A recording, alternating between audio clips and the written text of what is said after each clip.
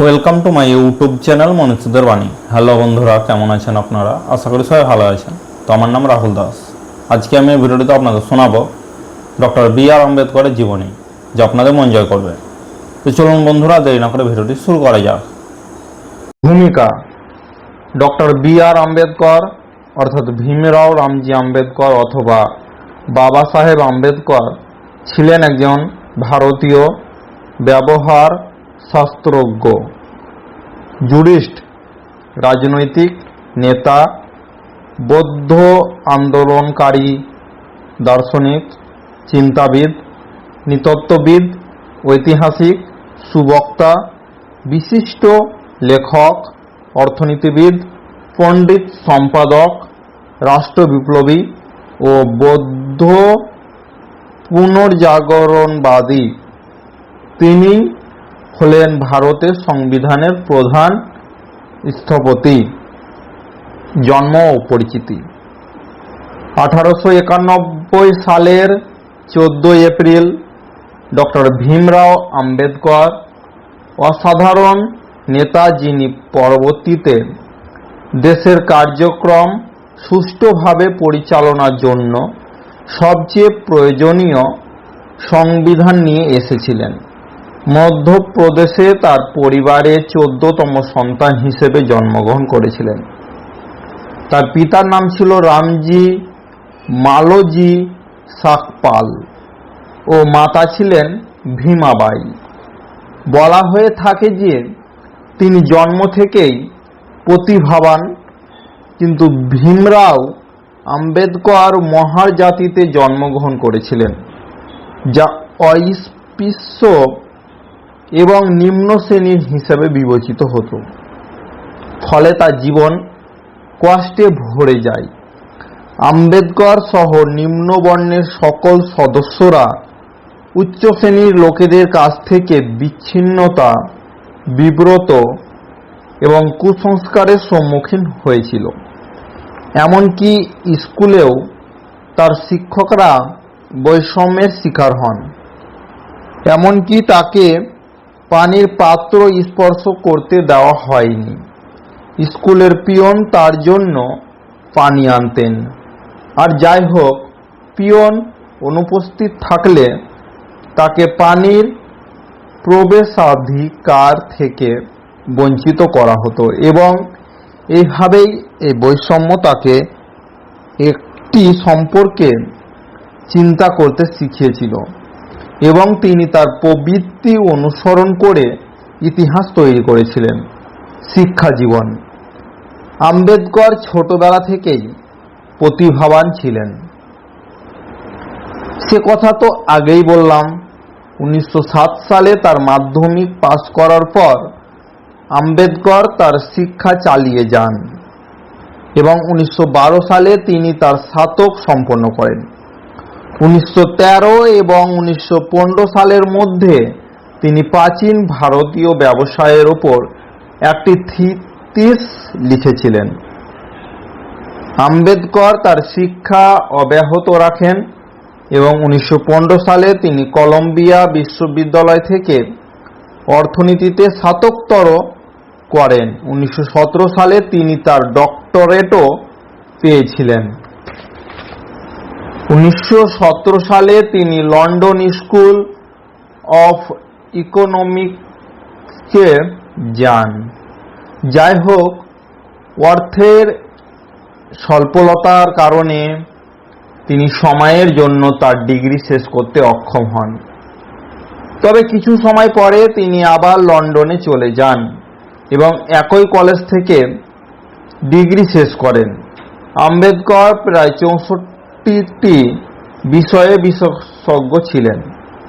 তিনি মোট 9টি ভাষা জানতেন এবং বিশ্বের সমস্ত ধর্ম অধ্যয়ন করেছিলেন, এবং এইভাবে তাকে তার যুগের সবচেয়ে শিক্ষিত নেতা এবং দার্শনিক হিসেবে বিবেচনা করা হয়। বৈবাহিক জীবন: ডক্টর ভীমরাও আম্বেদকর তথাকথিত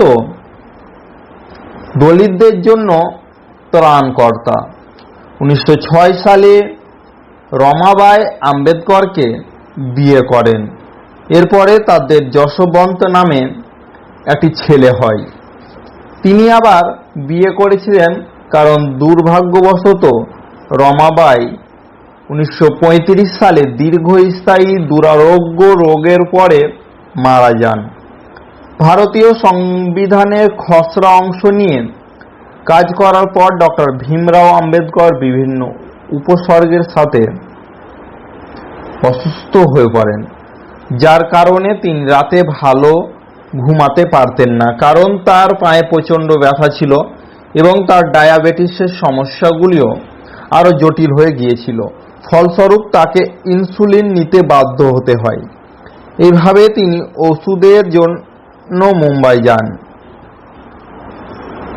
যেখানে তিনি ব্রাহ্মণ বর্ণের ডাক্তার সারদা কবিরের সাথে যোগাযোগ করেন।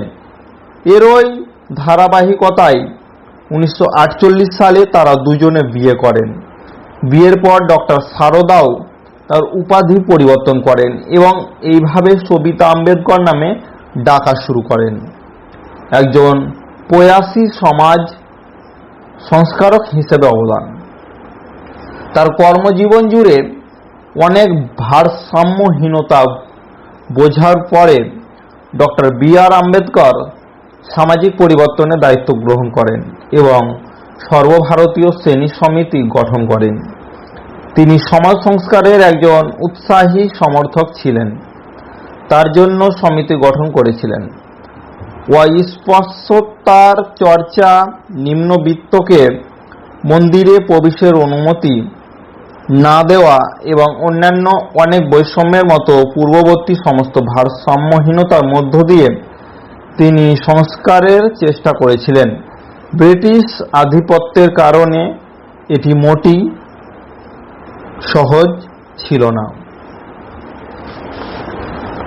ব্রিটিশ নেতারা চিন্তিত ছিলেন যে এই গোষ্ঠী রক্ষণশীল এবং অনমনীয় শ্রেণীগুলি নিশ্চিতভাবে তাদের বিরুদ্ধে চলে যাবে।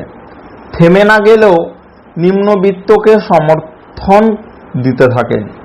এইভাবে 1920-এর দশকে তিনি বোম্বেতে এক বক্তৃতায় স্পষ্টভাবে বলেছিলেন যে যেখানেই তার ব্যক্তিগত পছন্দ এবং দেশের পছন্দগুলি বিরোধিতা করে তিনি দেশকে অগ্রাধিকার দেবেন, তবে যখনই নিম্ন শ্রেণীর পছন্দ এবং দেশের স্বার্থ সংঘর্ষ হয় তিনি নিম্ন বিভাগে অগ্রাধিকার দেবেন।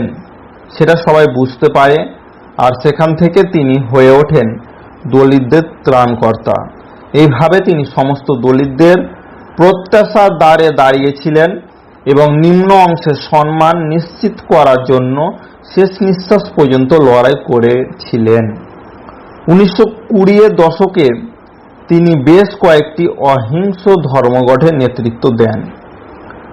মহাত্মা গান্ধীর সঙ্গে আম্বেদকর সহযোগিতামূলক আলোচনার পরে মহাত্মা গান্ধী এবং বি.আর. আম্বেদকর 1932 সালে পুনে চুক্তিতে একটি রোডম্যাপে একমত হওয়ার সিদ্ধান্ত নিয়েছিলেন। 1945 সালে আম্বেদকর কংগ্রেস এবং গান্ধী অস্পৃশ্যদের জন্য কি করেছে শিরোনামে এই প্রতিবেদন তৈরি করেছিলেন, কারণ তার প্রতি অভিযোগ করা হয়েছিল যে তিনি নাকি হরি সম্প্রদায়ের পক্ষপাতী ছিলেন। রাজনৈতিক কর্মক্ষেত্র 1936 সালে আম্বেদকর স্বাধীন লেবার পার্টি গঠন করেন। 1937 সালে কেন্দ্রীয় বিধানসভা নির্বাচনে তার দল 15টি আসন পেয়েছিল। একই বছর 1937 সালে আম্বেদকর তার দ্য অ্যানিহিলেশন অফ কাস্ট বইটি প্রকাশ করেন, যেখানে তিনি হিন্দু ধর্মের নিবেদিত প্রাণ নেতাদের তীব্র সমালোচনা করেন এবং দেশের বর্ণ কাঠামোর সমালোচনা করেন। পরবর্তীকালে তিনি শূদ্র কারা শিরোনামে আরেকটি বই লিখে প্রকাশ করেন, যার ভেতরে তিনি রূপরেখা দিয়েছিলেন যে কিভাবে নিচের সম্প্রদায়গুলি এসেছে এবং এখন চিকিৎসা পাচ্ছে। ভারত ব্রিটিশ নিয়ন্ত্রণ থেকে স্বাধীনতা লাভের পর 15ই আগস্ট 1947 সালে তিনি তার রাজনৈতিক দলের স্বাধীন লেবার পার্টি নাম পরিবর্তন করে All India Scheduled Caste Party রাখেন। যাই হোক, ভারতের গণপরিষদের জন্য 1946 সালের নির্বাচনে আম্বেদকর দল ভালো ফল করতে পারেনি। এর ফলে কংগ্রেস এবং মহাত্মা গান্ধী হতদরিদ্রদের হরিজন হিসাবে সাবটাইটেল করেছিলেন, আর এইভাবে সমস্ত নিম্ন শ্রেণীর ব্যক্তিদের হরিজন বলা শুরু হয়। তবুও আম্বেদকর, যিনি ভারতীয় সংস্কৃতি থেকে অস্পৃশ্যতা দূর করার লক্ষ্যে স্থির ছিলেন, মহাত্মা গান্ধীর এই বক্তব্যে খুশি হননি। এভাবে পরে তাদের মধ্যে বেশ কিছু মতবিরোধ দেখা যায়। এরপর ডক্টর বি আর আম্বেদকরকে ভাইসরয়ের গভর্নিং বোর্ডে শ্রমমন্ত্রী এবং প্রতিরক্ষা পরামর্শক হিসাবে দায়িত্ব দেওয়া হয়। পরে তিনি তার ত্যাগ, প্রচেষ্টা এবং প্রতিশ্রুতির কারণে স্বাধীন ভারতের প্রথম আইনমন্ত্রী হন। ভারতের সংবিধান। ডক্টর বি আর আম্বেদকর সমাজের সকল অংশে একটি সত্যিকারের সেতু তৈরির গুরুত্ব তুলে ধরেন। বি আর এর মতে, আম্বেদকর দেশের বিভিন্ন অংশের মধ্যে ভারসাম্যহীনতা দূর করা না গেলে দেশের ঐক্য বজায় রাখা অসম্ভব হবে এবং এইভাবে সংবিধান রচনার ক্ষেত্রে তার প্রাথমিক লক্ষ্য ছিল দেশের অন্তরে জাতিগত কুসংস্কার ও অস্পৃশ্যতা দূর করা এবং একটি অস্পৃশ্য মুক্ত সমাজ প্রতিষ্ঠা এবং সকলকে সমতা প্রদানের মাধ্যমে একটি সামাজিক বিকল্প আনা। তিনি ধর্ম, লিঙ্গ এবং বর্ণ সমতার দিকেও মনোনিবেশ করেছিলেন। 29শে আগস্ট 1947 সালে ডক্টর বি আর আম্বেদকরকে সাংবিধানিক খসড়া কমিটির চেয়ারম্যান মনোনীত করা হয়। ডক্টর বি আর আম্বেদকর শিক্ষা, সরকারি পদ এবং সরকারি চাকরিতে তপশিলি জাতি ও তপশিলি উপজাতির নাগরিকদের জন্য কোটার জন্য বিধানসভার সম্মতি অর্জন করতেও সক্ষম হন। ডক্টর বি আর আম্বেদকরের বৌদ্ধ ধর্ম গ্রহণ। 1950 সালে ডক্টর বি আর আম্বেদকর একটি বুদ্ধিজীবী সমাবেশে অংশগ্রহণের জন্য শ্রীলঙ্কা ভ্রমণ করেন। তিনি ছিলেন হিন্দু ধর্মীয় আচার অনুষ্ঠানের স্পষ্ট বিরোধী এবং বর্ণ বিভাজনের একজন সোচ্চার বিরোধী, এবং শেষ পর্যন্ত তিনি বৌদ্ধ বিশ্বাস দ্বারা এতটাই প্রভাবিত হয়েছিলেন যে তাকে বৌদ্ধ ধর্ম গ্রহণ করতে পরিচালিত করেছিল। ভারতে ফিরে এসে তিনি বেশ কিছু বৌদ্ধ ধর্ম গ্রন্থ রচনা করেন। ডক্টর ভীমরাও আম্বেদকর চতুর্থ বিশ্ব বৌদ্ধ সম্মেলনের জন্য কাঠমান্ডু ভ্রমণ করেন। বি আর আম্বেদকর ও 14ই অক্টোবর 1956 এ একটি গণসমাবেশ করেছিলেন, যে সময় তিনি তার প্রায় 5 লক্ষ সমর্থককে বৌদ্ধ ধর্ম বেছে নিতে আকৃষ্ট করেছিলেন। তিনি তার চূড়ান্ত কাজ শেষ করেন বৌদ্ধ বা কার্ল মার্কস তার মৃত্যুর পর 2রা ডিসেম্বর 1956 এ প্রকাশিত হয়। ডক্টর বি আর আম্বেদকরের প্রাপ্তি। 1. দিল্লির 26 আলিপুর লেনে ভীমরাও আম্বেদকরের বাসভবনটি তার স্মরণে একটি স্মৃতিস্তম্ভে সংস্কার করা হয়েছে। 2. তিনি 1990 সালে মরণোত্তর মৃত্যুর পরে ভারতে মর্যাদাপূর্ণ পুরস্কার ভারতরত্ন পেয়েছিলেন। 3. অনেক সরকারি বিশ্ববিদ্যালয়ের অধ্যাপক ডক্টর বি আর আম্বেদকর, অন্ধ্রপ্রদেশের হায়দ্রাবাদের আম্বেদকর ওপেন ইউনিভার্সিটি এবং বিহারের মুজাফফরপুরের বি আর আম্বেদকর বিহার বিশ্ববিদ্যালয় তার নামে নামকরণ করা হয়েছে। 4. নাগপুরের ডক্টর বাবা সাহেব আম্বেদকর আন্তর্জাতিক বিমানবন্দর পূর্বে সেনেগাঁও বিমানবন্দর নামে পরিচিত, নাগপুর শহরে অবস্থিত। 5. সংসদ ভবনে ডক্টর বি আর আম্বেদকর একটি বিশাল সরকারি প্রতিকৃতি প্রদর্শিত হয়েছে। জানা ও অজানা তথ্য। 1. ডক্টর বি আর আম্বেদকর ভারতের পতাকায় অশোক চক্র প্রবর্তন করেন। 2. ভীমরাও আম্বেদকর 21 বছর বয়স পর্যন্ত প্রায় সমস্ত ধর্ম আয়ত্ত করেছিলেন। 3. ডক্টর বি আর আম্বেদকরই প্রথম ভারতীয় যিনি অর্থনীতিতে পিএইচডি সম্পন্ন করার জন্য বিদেশ সফর করেন। 4. ডক্টর বি আর আম্বেদকর স্বাধীনতার পর ভারতের প্রথম আইনমন্ত্রী হিসেবে দায়িত্ব পালন করেন। 5. ডক্টর বি আর আম্বেদকর দুবার লোকসভা নির্বাচন লড়েছিলেন কিন্তু পরাজিত হন। 6. ভীমরাও আম্বেদকর কাশ্মীরে 370 ধারা জারি করায় খুশি ছিলেন না এবং তাই তিনি এর বিরোধিতা করেছিলেন। 7. ডক্টর বি আর আম্বেদকর লেবার ভাইসরয়ের এক্সিকিউটিভ কাউন্সিলের সদস্য ছিলেন। তিনি শিল্পে প্রকৃত কাজের সময়কে 8 ঘন্টা প্রস্তাব ও পরিবর্তন করেছিলেন, যা আগে কমপক্ষে 12 থেকে 14 ঘন্টা ছিল। 8.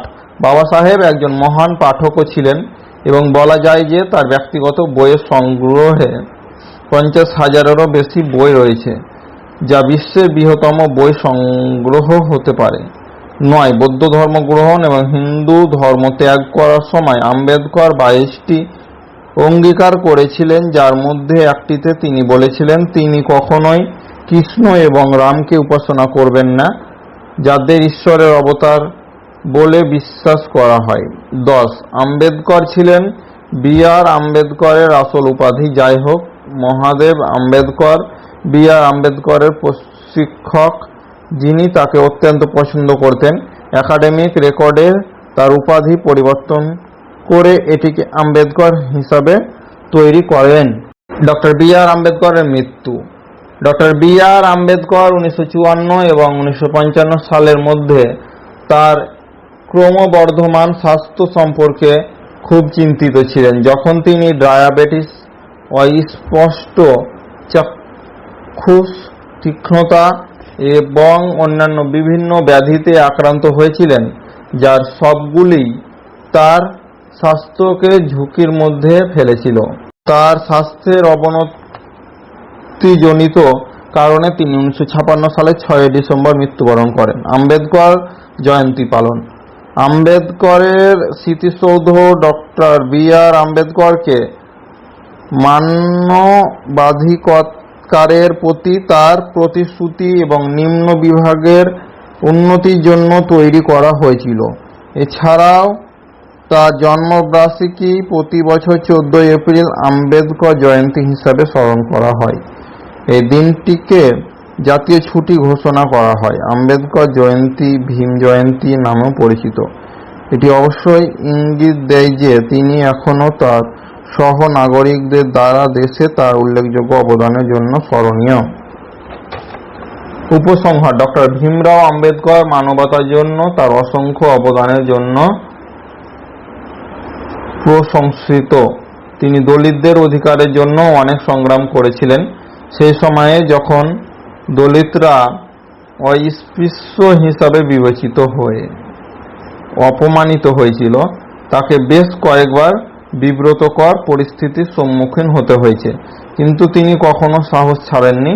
পরিবর্তে তিনি আরও সাহসী হয়ে ওঠেন এবং দেশের আর্য সামাজিক অগ্রগতিতে যথেষ্ট অবদান রাখেন, এবং এইভাবে তিনি যা করেছেন তার জন্য তিনি চিরকাল স্মরণীয় হয়ে থাকবেন।